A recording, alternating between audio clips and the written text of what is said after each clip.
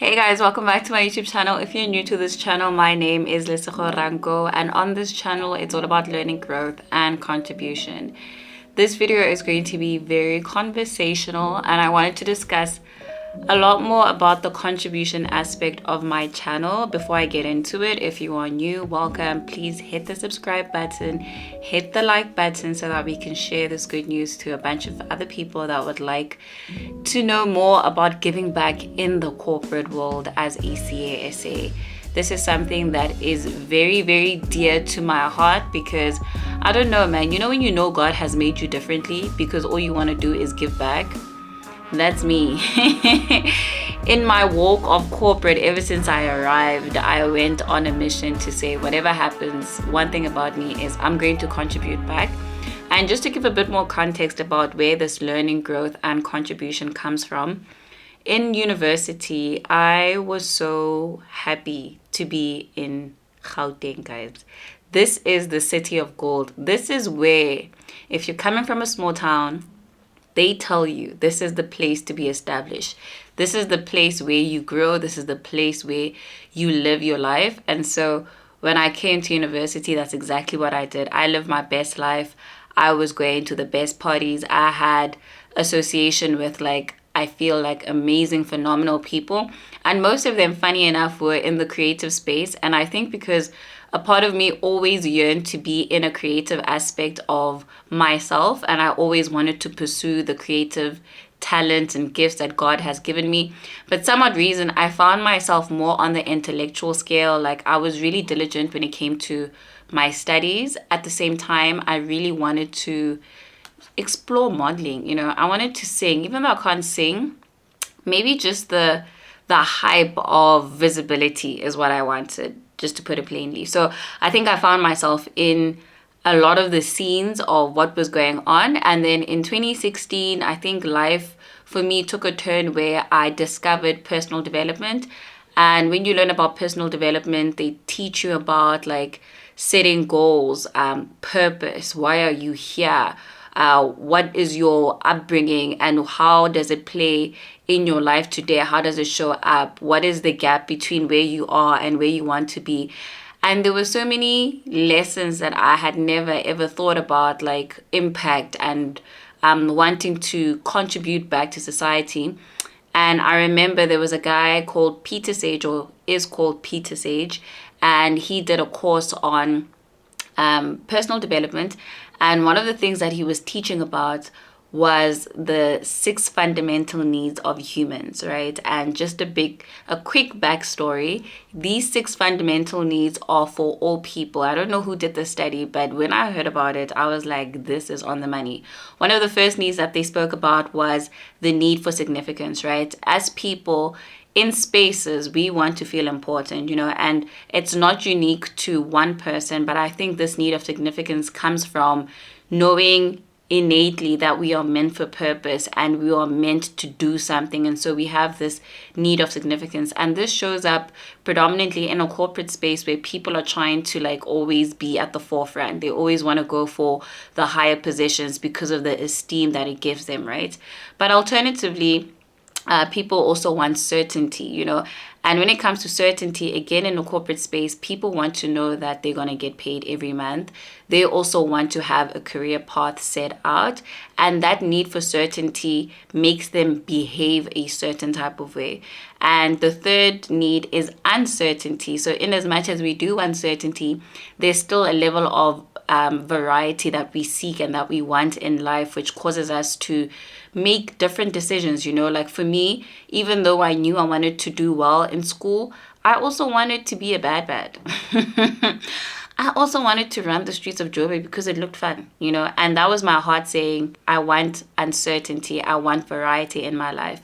The fourth need is love and connection. This for me was such a key point because in my third year, I felt like I was making a lot of connections, but I really wanted to settle down. I think there was just something in me that always knew that I wanted to settle down when I was young.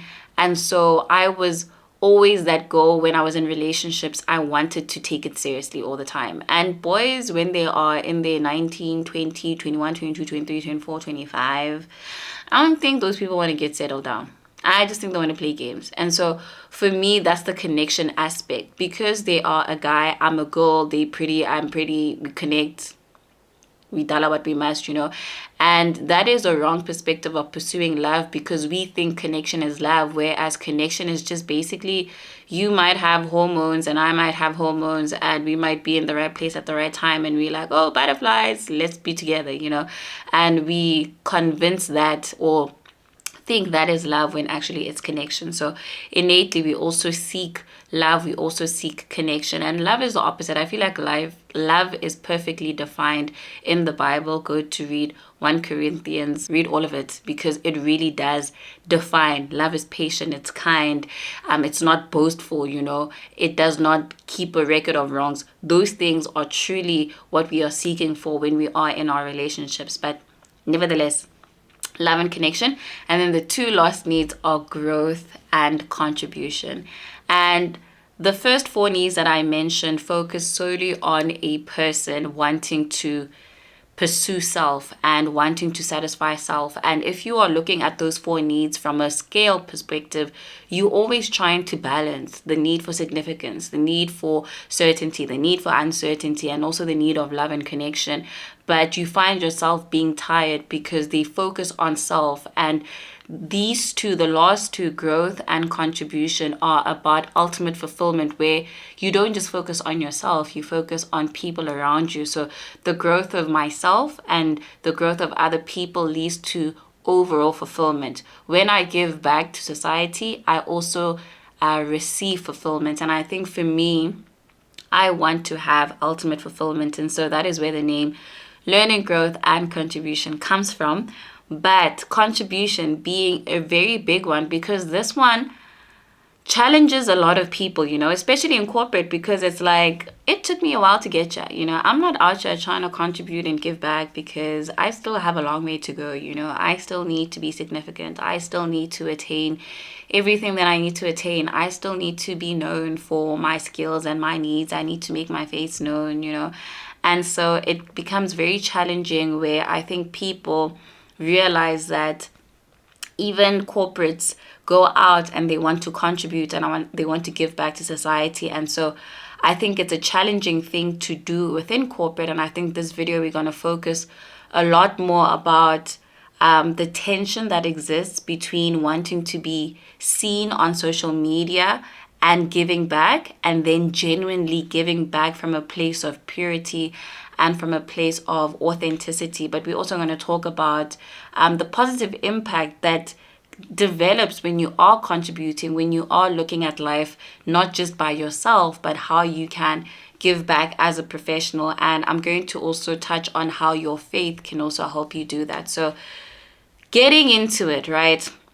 What is this tension that exists between being visible on social media and also giving back? I realize sometimes, I want to say sometimes, I'm not going to say most times, I'm going to say sometimes, right? I think that we struggle with wanting to give back, but giving back so that people can see, And I say that humbly because social media has a lot of curated content, and sometimes we want to curate the right way of giving. We want people to see that we're giving, and we want to be so proud and known that we're giving. And I feel like this pressure that we see amongst ourselves when we are on social media introduces a level of inauthenticity when we are trying to give back, even though sometimes when we start doing it, it might be from a good place. But I think because we're under pressure on social media, we want to make sure that we do it correctly. We want to make sure that we're being seen when we're giving back.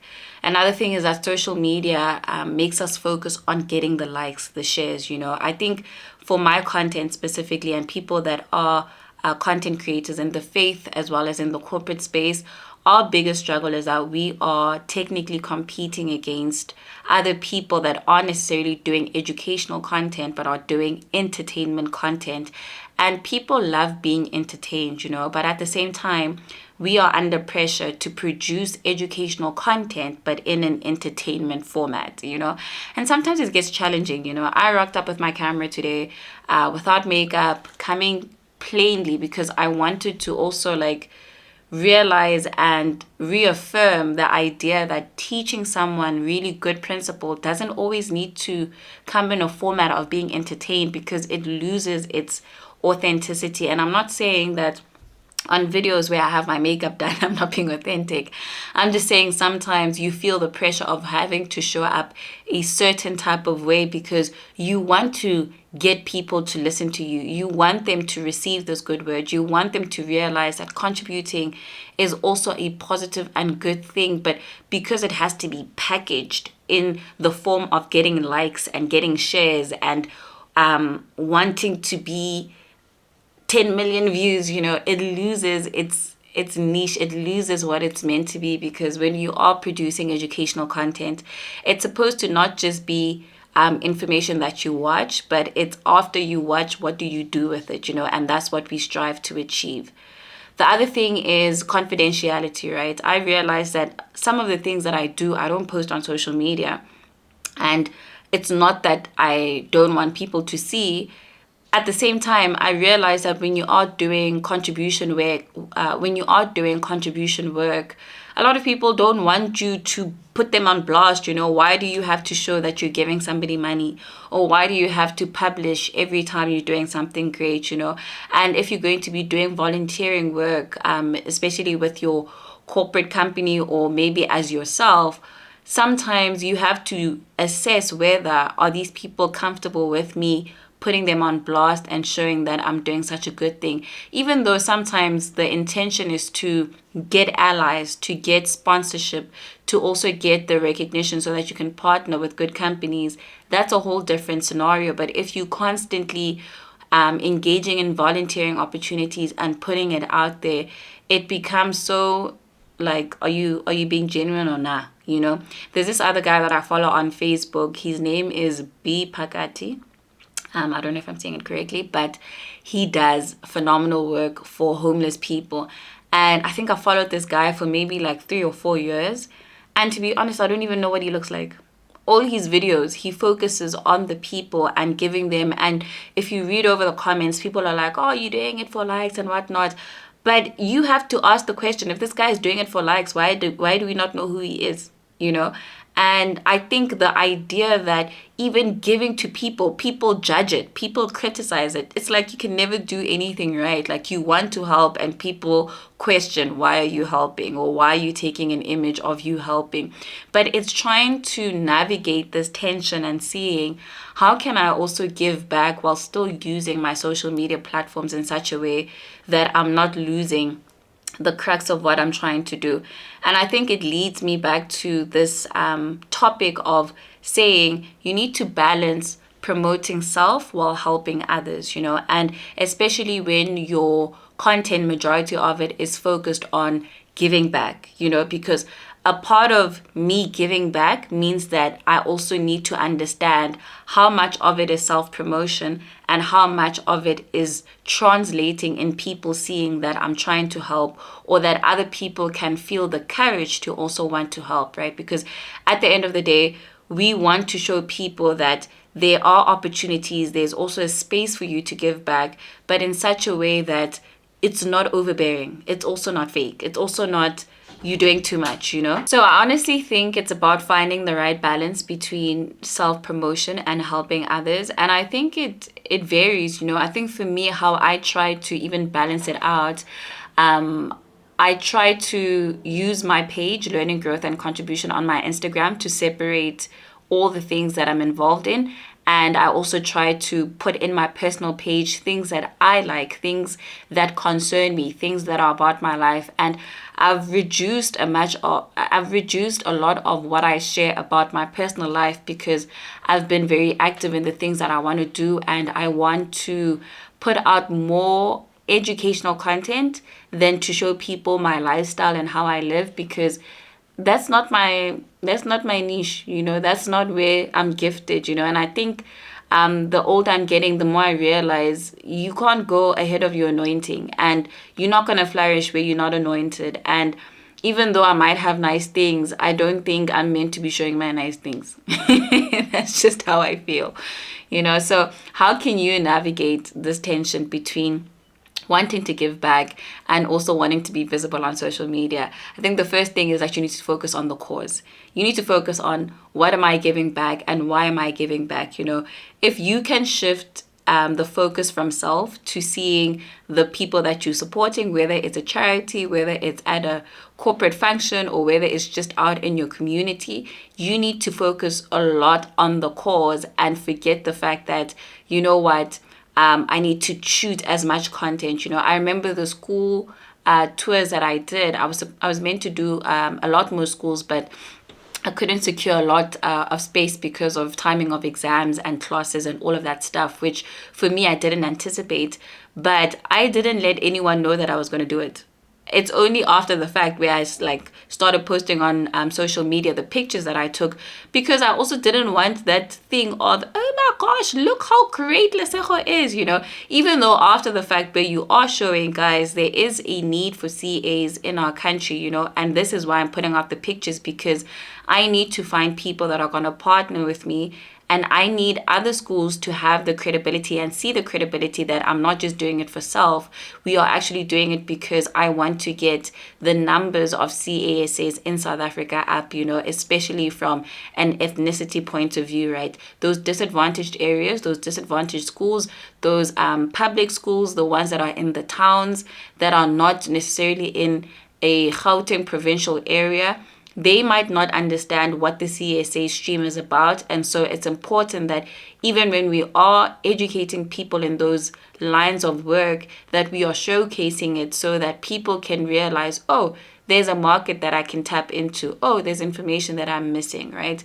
Another thing is that you need to also be selective about what you share.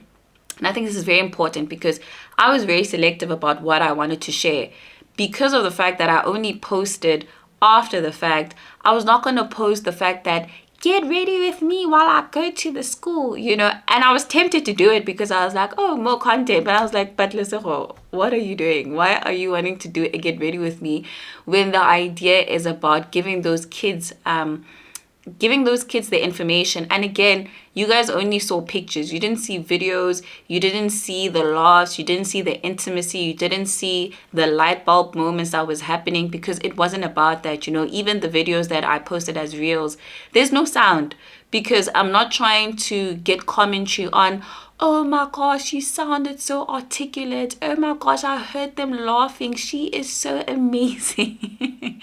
Because I think sometimes we have good intentions, but we might not necessarily know how to lay out our good intentions, and that's just an example of saying you don't have to share everything that you do. And another thing is, let your actions speak louder than words. I always had this fear that when I became more visible on social media, I was so scared that people were going to question my authenticity, And I had to ask myself, why is that thought even in my mind?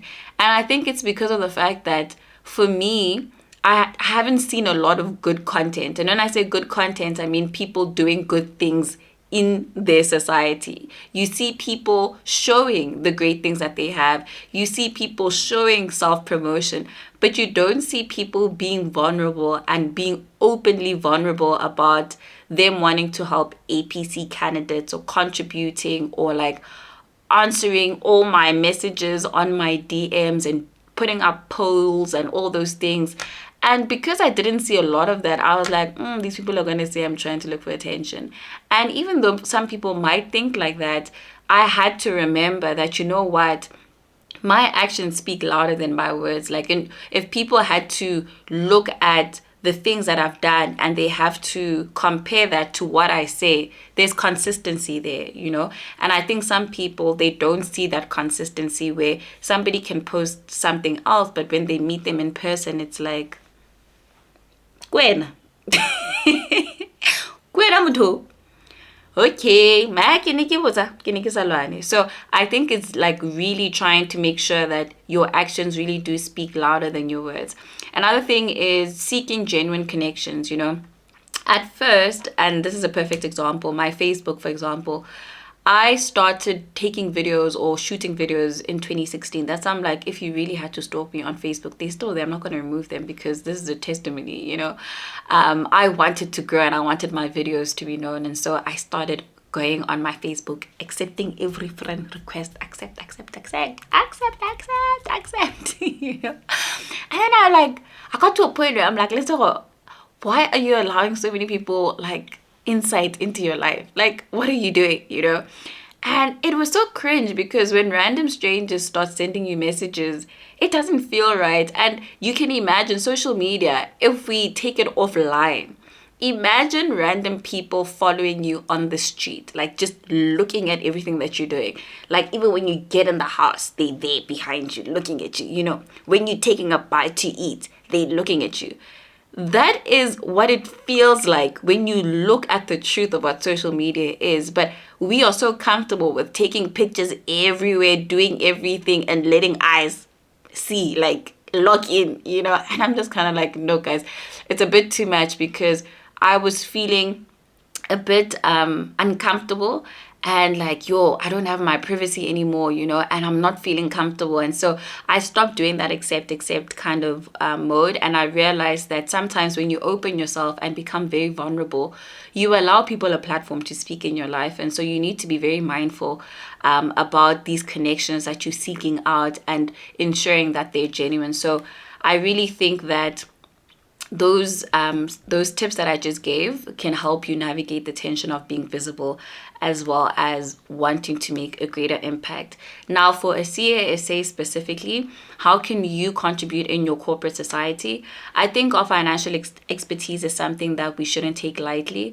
Like for me, I always say, even when I'm giving like money advice, I say I'm not a financial advisor. I'm talking to you in the context of me being a sister, but I understand that the tools and the skills that I've learned in the classroom can help someone else. Now, if I was in the business of giving financial advice, of course I'll charge people. But if I'm telling them the everyday of what I do as a person, I think that financial expertise really does help a lot of people that don't readily have this information. So teaching them how to budget, teaching them how to even do or understand accounting. You know, I've seen and connected with a lot of content creators that are CASAs that teach people how to audit, how to study accounting, how to make audit easier when you are studying. And those are fantastic things that I think more CAs can tap into, because again, the numbers are very low for CASAs. I think we have, if I'm not mistaken, please don't quote my numbers, but we have around 6 million people living in South Africa. I could be lying. But out of the 6 million, there's 52,000 that are CASAs. And out of the 52,000, only 9,000 are Black. I'm just going to say that and continue moving. Another thing is you can teach people how to plan their life strategically. You know, for me, I value having strategy, and I might not be the best strategist, but I'm trying. You know, I'm reading books like The Garden Within. There's another book. My books are literally just everywhere. The main book is the Bible, because I'm trying to be strategic about my life, and I'm trying to use the lessons that I'm learning both on my YouTube as well as on my LinkedIn to uplift and tell people that, guys, you can still plan out your life and not leave everything to chance, because my CSA story was left to chance, you know. And I always question, like, let's imagine if you took this thing like seriously from the get, you know, maybe life would be very different. But I still believe that I'm still alongside God's will, even though I might have teka here and there. I really believe that I'm really trying to realign my life to who God called me to be, in such a way that has precision, that has planning, that has God breathed into it, you know. And every step that I take, I'm trying to make sure that it's making sense for my life. And so these ways of thinking also I can attribute to what I learned becoming a CSA and those principles that we learn in the classroom. Another thing is tax planning. Tax planning, especially if you're a CSA and you are a qualified tax practitioner, you can help people with their taxes. Now, for me, I always tell my friends, guys, I didn't like tax. I still don't like tax, and I don't think I'll ever like tax. There was a point where I thought I really enjoyed it, and then I realized I didn't do it long enough to stay in love with it, you know. And some people really understand and love it, and so they go on, and over and above them being a CSA, they become a tax practitioner and they give tax advice. So you can do that, right? Another way is, if you don't like the online presence, you can do it offline, go into volunteering. A lot of NPOs, charities need financial planning. They also need your skills on how to budget their NPOs, their businesses, and how to make an impact. And they probably don't have the best knowledge or the best expertise because the work is voluntary, and they're not getting paid for it. So even for yourself, again, contribution is not about self. It's not about how much can I gain from it. It's about coming from a pure point of view and trying to help. So you can go out and help and volunteer for charities, and also for other NPOs and businesses that potentially need your expertise. The last thing is working with your company. This is something that I didn't realize when I was working for the Big Four, is they were very involved in community work. And because I was so busy, so busy, I remember there was a time, I don't know if this manager is going to watch this or if somebody's going to take this clip and show them, I was so serious about helping. Even though I was very, very busy, I was on a lot of listed clients, but I knew I wanted to give back, And I sent this manager a message. I'm like, please, I need to be involved in the corporate work. Like, what are you guys doing? And then he told me to finish my work papers. Yo, guys, it might have been a joke, but for me, I took it so personally because I was like, my guy, I really want to help. And a joke is funny for the moment, and then they're like, oh yeah, come help. But it never came, and I felt so betrayed, But I was like, you know what? I think as a trainee, sometimes you feel like you don't have enough pull. But I really feel like because my pride and my ego was tainted, I didn't take it a step further. If I really pressed on, I could have reached out to other avenues to want to go do what I wanted to do. But I know that with the previous company that I worked for, I tried to make myself available to say, whatever voluntary work that you want me to participate in, please let me know. I'd be more than willing to do it, because there's just something about helping other people, guys. It brings this sense of peace. It brings this sense of I'm being purposeful with my life. I'm not just a Popeye trying to just go to work and come back and eat my money and just, live my life, because you get a lot of successful people, monetary wise, skill wise, experience wise, and they feel empty, and you're like, Njani. Then you realize that life is not just about self, it's about contributing and giving back. So I really want you to not underestimate the power of contribution, and challenge yourself today and ask yourself, in what format can I contribute? And then also, you can give small donations. Like, I know I get a lot of requests, guys, and of note, Kialukupa, please, I beg, ne. I'm trying to do my best in the form of contribution, but I am not financially there yet. I get a lot of people that will ask me they need help with their fees, and I do my best to redirect them to the right places, guys. Tutuka Bursary Fund is amazing. NSFAS is amazing. Please make sure that you are working hard so that you can apply for those bursaries. The Psycho website has the bursaries available, and on my LinkedIn I posted something. I'll repost it again, where I showed a list of businesses that offer bursaries for those candidates that are really struggling financially, because I do understand that a lot of people are struggling with their fees. This economy is not kind to anyone, but if you are a corporate body, or if you are somebody that financially can dip into your pocket, there are donations that you can give to people that are really struggling in that department. But you can do your own research and decide who you want to help. But I really hope you guys enjoyed this video. I really hope it was informative, very informal, a lot to take in, a lot for me to also navigate through, because I really am feeling encouraged to contribute back. I'm feeling encouraged to continue on this route of knowing that there is fulfillment in giving back, and you guys can also tap into that fulfillment if only you just leaned into it and understood that your life is more than just self.